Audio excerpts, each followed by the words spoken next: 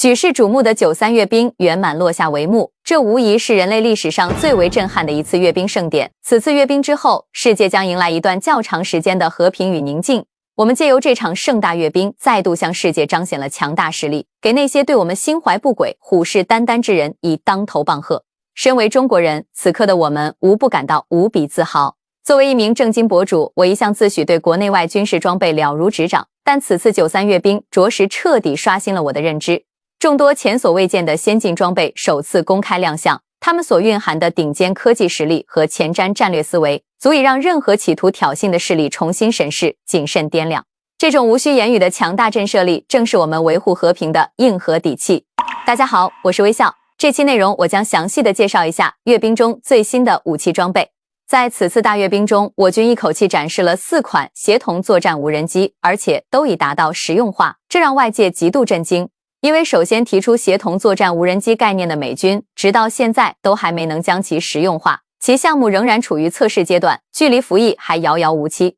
所谓协同作战无人机，其实也经常被称为中程僚机，它是美军提出的一种能够辅助友人战机执行各种任务的先进智能无人机概念。与各国现役常见的低机动、低自主、低生存性的无人机相比，它在协同能力、自身性能和自主能力方面都有了翻天覆地的变化。首先，在协同能力上，中程僚机能够与友人机实现火控级的协同作战。所谓火控级协同，指的是中程僚机与友人机之间能够通过高速宽带数据链实现传感器的协同融合探测，以及武器系统的联合制导、火力分配与协同打击。这种协同要求无人机与友人机在火控层面，比如目标锁定、武器引导和攻击决策等方面实现深度互联。其次，在自身性能方面，中程僚机也突破了传统无人机的低成本、窄包线、弱机动的局限，实现了宽速域、高机动、高生存、强感知、强自主的性能特点。所谓宽速域和高机动，指的是中程僚机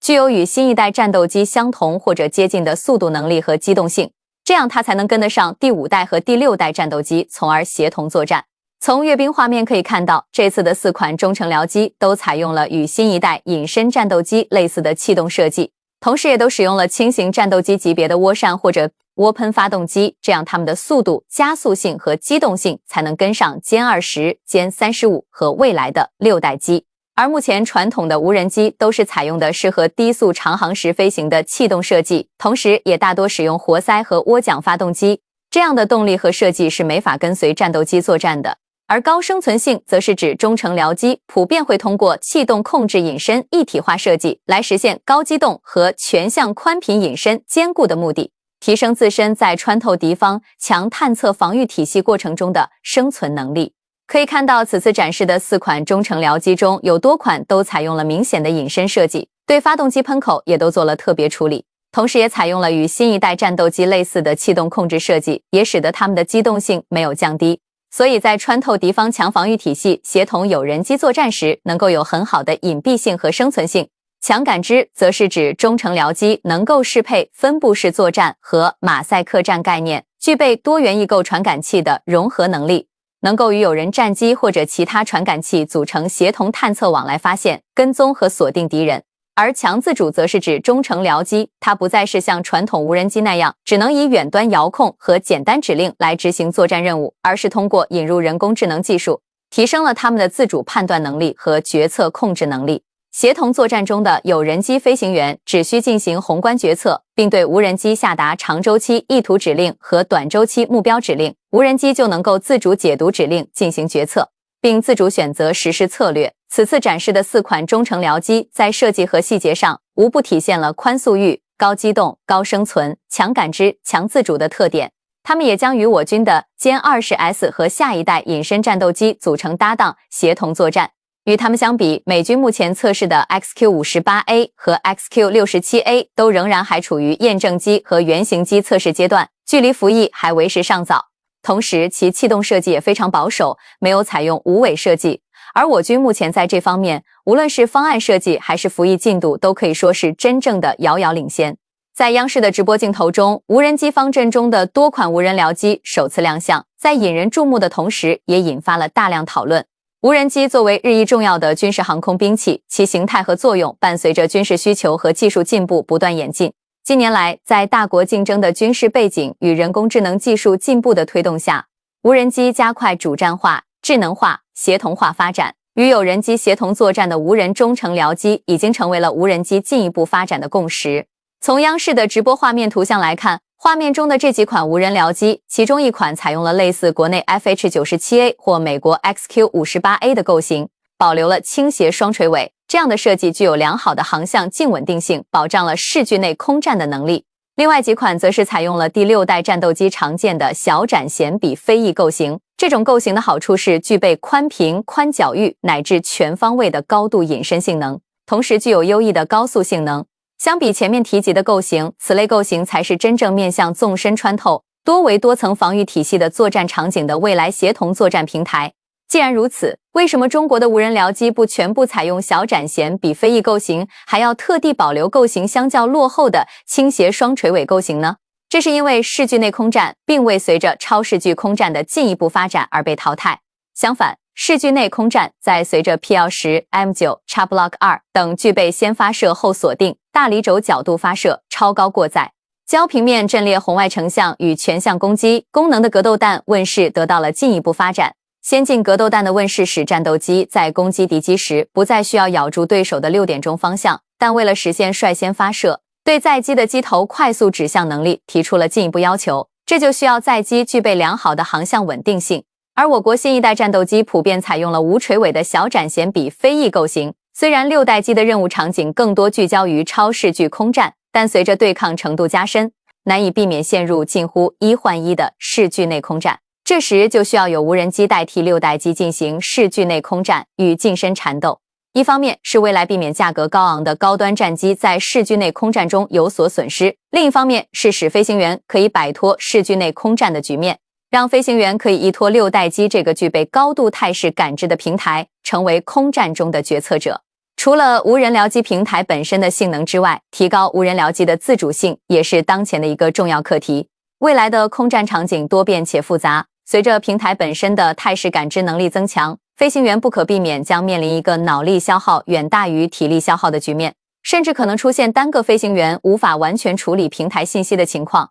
这时候就需要无人机分流信息，并依靠人工智能对信息进行分析、判断、整合，将复杂的空战态势简化为飞行员可以快速阅读并处理的信息，让飞行员极大程度降低脑力负荷，更好地面对复杂的战场环境，将精力集中在决策上，成为空战局势的制定者。值得高兴的是，中国在人工智能领域并不落后于这一领域的先驱者美国，甚至在人工智能训练与使用方面的价格还要远低于美国同行。比如 DeepSeek 的训练与使用价格就远低于美国的 OpenAI 和 Gemini， 这都是得益于更加完善的工业体系。中国人工智能的低价优势能够更快实现无人僚机人工智能的快速更新迭代，让中国在无人僚机的发展上快人一步。2025年8月27日，通用原子航空系统公司 IFQ-42A 无人僚机已经完成首飞。FQ-42A 虽自称是无人僚机，但实际上其主要肩负的任务是防御性制空。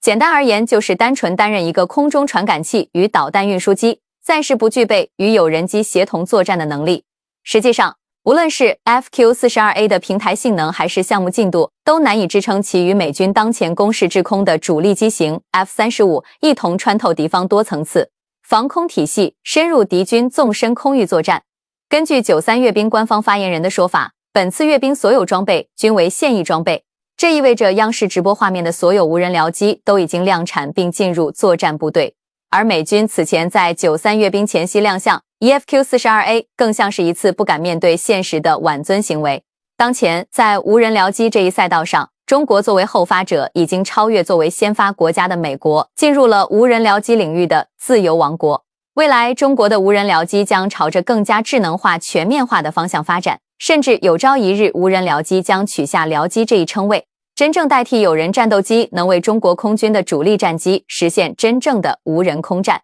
空军一口气拿出了歼20、歼20A、歼20S、歼35和歼35A 5个不同型号的5代机来组成受阅编队，让外界大为吃惊。因为这标志着中国成为全球首个同时列装5款5代机的国家，超越了只列装了4款5代机的全球霸主美国。这一成就令中国人无不感到自豪，但也引人遐思。中国的5款五代机能否压倒大洋彼岸的美国列装的4款五代机组合？美国空军现役五代机为 F-22 和 F-35两个项目，一共分为 F-22A、F-35A、F-35B、F-35C 4个型号。F-22 诞生于上世纪90年代，作为五代机的先驱者，一度被视为世界上最强的战斗机。但正因为出现的时代比较早，其缺陷劣势现如今已经非常明显。F-22 最初的立项目标是对苏联的苏27和米格29两款战斗机形成压倒性优势和拦截突击阿拉斯加的图95，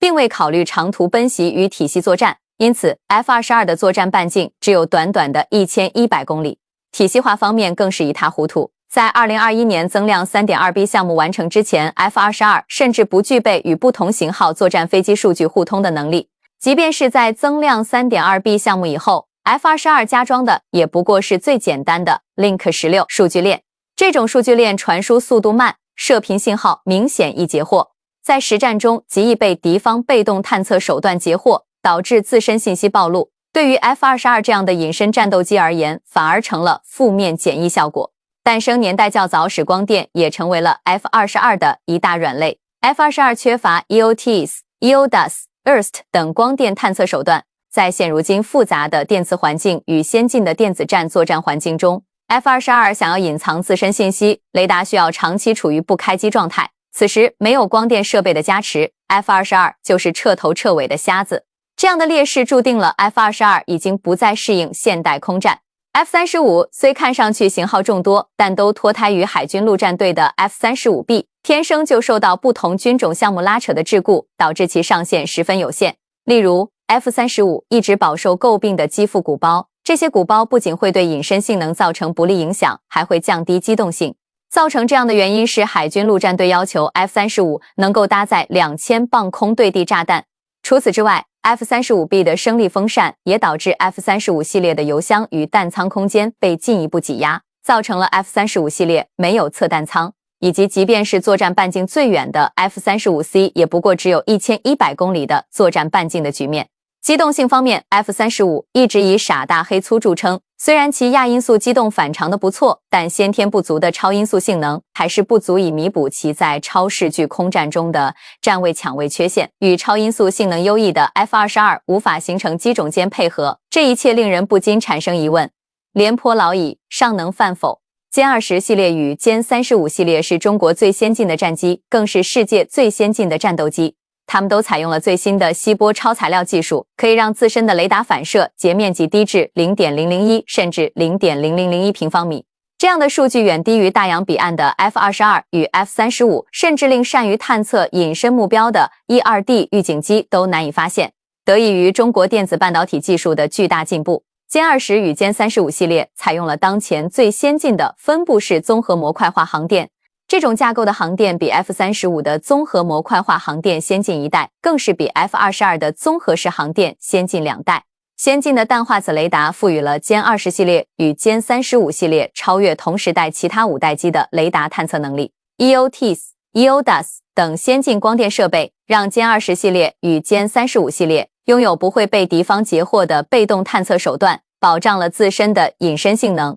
歼20S 作为全球独一无二的双座隐身战斗机，更是具备了指挥无人僚机、担任机群组网核心、空域态势决策者等美国5代机完全闻所未闻的能力。由此可见，在平台性能上，中国的5款5代机组合彻底压倒了美国的4款5代机组合。天空的规则已经改变，曾经美国依靠 F-22 和 F-35构建的空中霸权，已经被中国5款5代机组合消解。未来的天空将由中国空军主宰。这次的93大阅兵中，我军的防空反导方队中首次出现了红旗29机动式反导系统的身影，其巨大的发射车在整个方队中极其吸引眼球。从央视的直播画面可以看到，红旗29使用的是6轴的12轮重型高机动发射车，与火箭军的东风26中程弹道导弹的6轴发射车底盘非常相似，它们可能是同一底盘的不同变种。而一款反导系统的拦截弹需要动用中程弹道导弹级别的底盘来运输，也显示了红旗29拦截弹的重量不小。由于红旗29主要是针对中远程和洲际弹道导弹的飞行中段进行拦截，而这类导弹的中段飞行高度一般都在1000到2000公里，所以红旗29的拦截弹的射高必须非常高，要能出大气层，因此其携带的燃料就必须足够，这也是它的拦截弹巨大的主要原因。另外，采用这种多轴越野底盘，也说明红旗29对野外复杂地形的通过性和适应性也有很高要求。这主要是因为该系统的优先部署方向是面对印度的西北地区，那里地形复杂，基础设施有限，而这种底盘为红旗29的多地形快速部署和灵活机动作战提供了有力支撑。由于红旗29的主要拦截高度已经出了大气层，所以以往防空导弹的破片杀伤战斗部就不适合了。这主要是因为传统防空导弹的破片杀伤战斗部需要配合无线电近炸引信使用，而中段飞行的弹道导弹和反导拦截弹的速度都非常快，能达到10几甚至20多马赫，近炸引信的反应速度不足，很容易错过起爆时机，造成脱靶。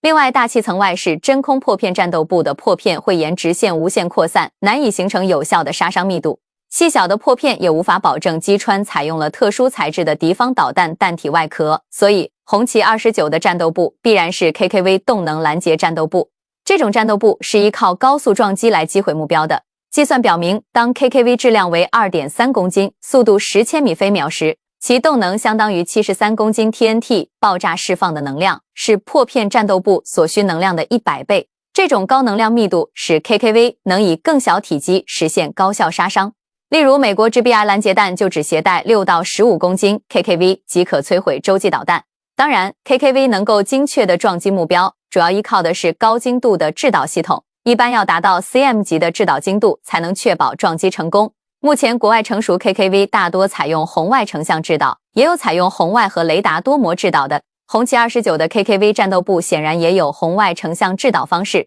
至于其他制导方式也可能会有。由于需要拦截的中远程和洲际弹道导弹的中段速度基本都在15到25马赫之间，飞行高度在1000到2000公里之间，所以红旗29的设计指标必然是非常高的。而在保证如此高指标的情况下，发射系统还能做到高度集成化和机动化，这个真的是相当不容易。美军之前也想发展一款类似红旗29的系统，也就是著名的 KEY 动能反导拦截系统。它的陆基版同样是采用了机动发射车设计，同样是一辆车2枚拦截弹，同样是用来拦截中段飞行的中远程弹道导弹，但是最终却因为技术难度太大，开发成本太高，而于2009年下马，美国人放弃了，但是我们的红旗29却成功了。国内的科研人员成功地解决了 KEY 一直难以跨越的工程成本与可靠性的门槛。红旗29可以说是 KEY 的实战版本，它不仅在技术上更为成熟，而且在战场适应性和成本控制方面也达到了平衡。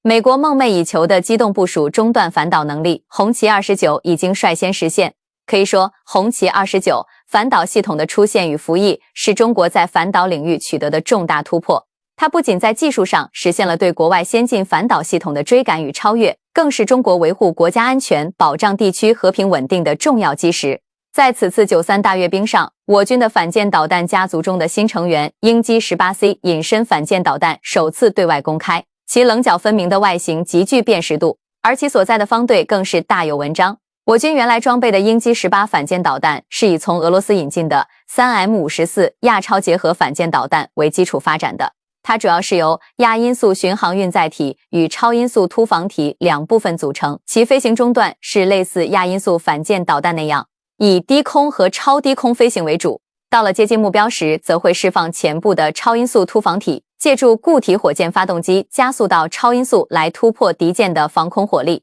这种导弹同时具备了亚音速反舰导弹隐蔽性高、射程远以及超音速反舰导弹突防能力强的优点，但是其并不具备隐身能力。如果对方舰队有舰载预警机和超视距雷达，则有很大概率会提前暴露，然后遭到拦截。而新的这款鹰击 18C 则是专门针对这种情况设计的，它的弹体采用了多面体设计，棱角分明，有助于散射雷达波。导弹头部则是采用了尖拱形和多面棱锥头设计，这也可避免雷达波在头部形成集中反射。而腹部的涡扇发动机进气口也采用了与弹体融合的半埋式设计，没有能够反射雷达波的突出物存在。整个气动设计相比传统导弹，在雷达反射截面积方面可以降得很低，再加上该导弹还会使用锡箔涂料，进一步降低雷达反射强度，这就使得其攻击隐蔽性非常高。一般的预警机雷达对其探测距离会大大缩短，而舰上负责拦截的导弹和近防炮的火控雷达，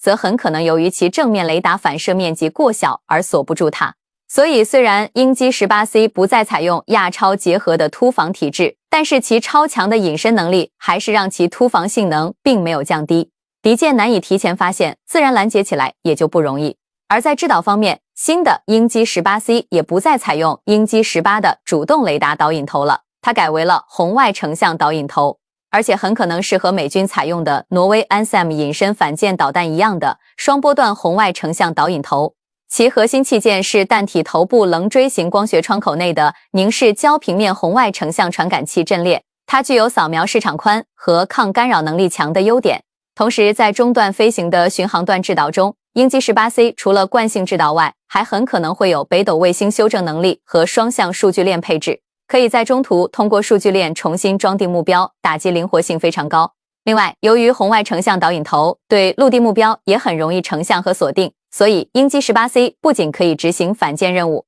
也能够承担对陆地目标的打击任务。因此，它也是一款非常优秀的对陆攻击隐身巡航导弹，这应该也是它被编入战略打击方队中受阅的原因。不过，要承担战略打击任务，除了隐身能力外，其射程和战斗部也必然会有很高的要求。根据其尺寸来推断，它的射程应该能达到与美军战斧巡航导弹相近的射程，而战斗部除了常规战斗部外，也很有可能具备携带小型核战斗部执行核打击任务的能力。综合来看，鹰击 18C 的出现解决了我军隐身反舰导弹和隐身巡航导弹的装备空白，补齐了海军对陆攻击的短板，同时还提升了海军整体的战略威慑力。未来它将与鹰击17、鹰击19和鹰击20三款高超音速导弹一起成为我海军威慑强敌的新组合。在这次的93大阅兵中，空军的空基战略打击装备首次向世界公开。为了能让各方媒体能看得更清楚一些，这款尺寸巨大的空射远程高超音速导弹特意由拖车拉着通过长安大街，向全世界进行了展示。而该弹作为我国3位一体核打击的一环，能够由轰 6N 轰炸机挂载，从北极上空发射，对美国核心区域进行打击。从央视的画面可以看到，这款导弹显然是采用了助推滑翔的经典高超音速导弹的设计。它的动力段采用了2级固体火箭发动机，头部则是搭载一具采用双锥体气动设计的高超音速滑翔体。这种气动设计的优点主要是升阻比比较优秀，当滑翔体以小弓角状态飞行时，双锥体的结构能最大化上下压力差，给滑翔体带来了较大的升力。一般在高超音速条件下，双锥体的升阻比可达 1.5 到 2.0， 远超传统弹道导弹的 0.5 到 1.3， 滑翔增程的效果显著。另外，双锥体相比成波体也更容易管理气动加热问题。它的前锥头能够产生激波，形成空气膜，既降低阻力又隔绝热量，所以双锥体对隔热材料的要求低于成波体，工程上更容易实现。在实际使用中，这款空射高超会由轰 6N 轰炸机携带，在10000米高空投掷发射，导弹会在固体燃料火箭发动机的推动下加速爬升到临近空间高度，然后释放滑翔体进入高超音速滑翔阶段。之后，滑翔体会利用大气层边缘的空气动力进行打水漂式的滑翔机动，通过不断调整飞行姿态和高度，规避敌方的反导系统，并且飞行速度一直保持在5马赫以上。这种特殊的滑翔弹道设计提高了导弹的射程。在相同的燃料携带量下，相比传统弹道导弹，高超音速滑翔体导弹能够打击更远的目标。另外，飞机在高空发射不需要导弹再从零加速爬升，这对扩展射程也非常有利。可以推测，这款2级动力的高超导弹从10000米上空发射的最大射程应该可以达到3000到4000公里，而轰 6N 轰炸机的打击半径外界评估是在3000公里，不过该机可以空中加油，如果经过空中加油将打击半径扩展到4000公里的话，那么加上空射高超音速导弹的射程，其打击距离就可达到7000到8000公里，基本接近洲际导弹的射程，足以在俄罗斯东北部上空对美国华盛顿和纽约等城市进行打击了。这也是前几年美军对轰 6N 参加中俄联合战略巡航比较紧张的原因。当然，空射高超音速导弹并不是我国的首创，俄罗斯号称高超音速的匕首导弹也是采用的空射方式。它由米格31战斗机携带发射，具有较高的速度和机动性，能够对地面和海上目标进行快速打击，但是射程比较近，只有400到500公里，加上米格31的航程，可以达到2000公里。与俄罗斯的匕首相比，中国轰6N 挂载的中远程高超音速导弹，除了在射程方面优势明显外，突防能力也更强。其2级动力使得滑翔体在中段的飞行速度要远超匕首，同时特别优化的双锥体滑翔体的持续高超能力也更强。机动弹道更复杂，所以拦截起来更困难。综合来看，空射战略高超音速导弹的亮相，既是对我国国防工业自主创新成果的自信展示，也是向强敌展示能力的无声威慑。未来随着空基平台与高超音速技术的持续融合，我国战略打击体系必将朝着更隐蔽、更灵活、更具威慑力的方向迈进，为守护国家主权、安全与发展利益筑起一道坚不可摧的蓝天长城。此次93大阅兵上，我军的新一代主战坦克首次露面，其前卫的外观和革命性的设计让外界大为惊叹，特别是无人炮塔、主动防护系统以及能够看穿车体的全景态势感知系统，都让外界极度震惊。下面我们就从防护、火力和态势感知等多个角度来探秘一下这款让人惊艳的新装备。首先，防护方面，新型主战坦克首次装备了主动防护系统。从阅兵画面可以看到，坦克的炮塔4角各自配备了一部采用相控阵体制的毫米波探测雷达。该雷达的天线被分成了3个部分，它们可能是具备不同的探测功能，比如搜索、跟踪和干扰等等，类似055驱逐舰上的雷达分工。拦截弹方面，新坦克的炮塔上是有2款拦截弹，一款是炮塔顶部两侧配备的4连装拦截器，其俯仰角度非常大，具备拦截攻顶反坦克弹药的能力，而且也大概率能够拦截 FPV 自杀无人机。另一款小尺寸拦截弹发射器则是只布置在炮塔前方的底部位置，角度斜向上，可能是为了加强炮塔正面半球对反坦克弹药或者无人机的拦截火力密度。除了主动拦截系统外，新主战坦克的告警配置也非常豪华。炮塔4角可以看到有雷达告警传感器、激光告警传感器，其中雷达告警传感器可以对长弓阿帕奇武装直升机上的毫米波搜索雷达和长弓海尔法导弹的毫米波雷达导引头的信号进行告警。激光告警传感器则可以对采用半主动激光制导或者架束制导的导弹的激光照射信号进行告警。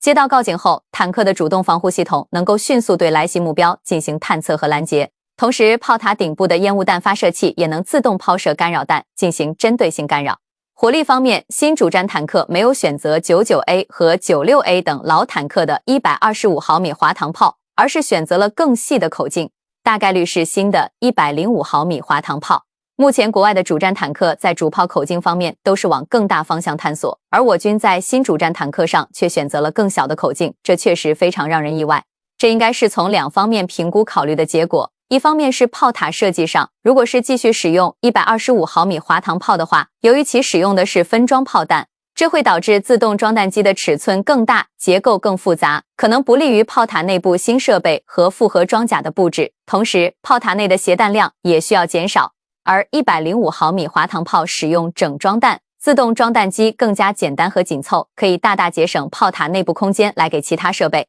同时其射速也可以更高。而从战术方面考虑，这一口径显然也反映了我军对未来战场上装甲部队的主要对抗方式已经有了不同于其他国家的思考。可能在我军看来，未来战场上主战坦克之间的对抗已经不再拘泥于滑膛炮和穿甲弹了。目前有太多的手段可以击毁敌军的坦克，比如车载巡飞弹和反坦克导弹等等。而坦克之间的对抗也不再是面对面的单挑，可以利用现代化的通信组网手段，与无人机和其他支援装备组成作战小组。在无人机的加持下，坦克对周边目标的侦察和感知范围成倍增加，大大超过了坦克炮的射程，所以可以提前呼叫支援车辆。发射巡飞弹或者远程反坦克导弹，对敌方坦克进行远程打击，根本不用面对面就能击毁对手。态势感知方面，新坦克除了能与无人机和其他装备组网作战外，其本身也配备了大量摄像头，同时车组成员配备了 VR 头盔。显然他们一起配合，可以让坦克车组在车内获得无遮挡的全景视野，这就解决了传统坦克视野不佳的老毛病。动力方面，新型坦克应该是使用了油电混动动力系统，行进的声音比较小。值得注意的是，新坦克看起来是双人车组，车长和炮长似乎合为了一人。如果真的是双人车组的话，那么该车很可能是选择了依靠其他装备来担任周视警戒和搜索的任务，比如无人机。综合来看，我军的这款新型坦克在设计上已经跳出了传统坦克单打独斗的思路，很多配置都明显有考虑与其他装备协同作战的要求，而且其在体积与重量方面显然是考虑了空运的要求，能够被运2时轻松运走，所以其战略机动性非常优秀。由于目前官方放出的信息还比较有限，相信未来新型坦克的更多设计亮点会被陆续揭秘，我们也拭目以待。此次阅兵集中展示的国产现役主战装备，尤其是众多首次公开的新型装备，无疑是我国综合国力和军事实力的一次集中呈现。它既是对人民军队现代化建设成果的全面检阅，也是对国家主权和领土完整的坚定宣示。这次阅兵之后，世界或许又将安静很长时间，因为绝对的实力才是维护和平最坚实的基础。东风6·1已服役公开，说明7·1已经拥有，8·1在研制中，9·1已出图纸，11黄金周，中国欢迎你。我们热爱和平，但唯有拥有强大的国防力量，才能确保和平不被打破，守护着来之不易的岁月静好。最后，微笑非常希望你的订阅，让我们一同见证祖国的辉煌成就和美好未来。